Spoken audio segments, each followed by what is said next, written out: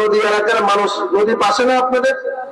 হাঁসের গোস্ত, গরুর গোস্ত, ইলিশ মাছ, পুঁটি মাছ, চিংড়ি মাছ পাওয়া যায় কি পাওয়া যায় না? পাওয়া যায়। তাহলে আসেন, এই সমস্ত পুষ্টিকর খাবারগুলো কে খেতে পারে? যিনি পুরা ধন সুস্থ আছেন তিনি খেতে পারেন।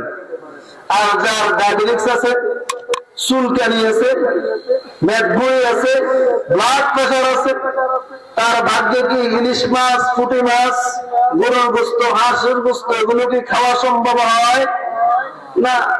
জিজ্ঞাসা করলে খাইবেন? আরে ভাই বুড়াদের উপরে কয় না, আরে ভাই মাথা হয়ে গেছে, এরকম কথা কয়নি?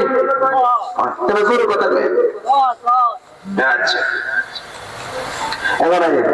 কোরআনের আলোচনা দুই দল মানুষ শুনতে পারে। একদল মানুষ শুনলে চুলকানি শুরু হয়, ওই ডায়াবেটিস, প্রেশার, মনে আসেনি?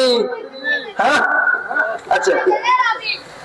আরেক দল শুনলে মনে আত্মতৃপ্তি পায়, শরীরে বল পায়, মনে বল পায়, আছে না নাই? এটা আমি কইছি না আল্লাহ কইছে? আল্লাহ।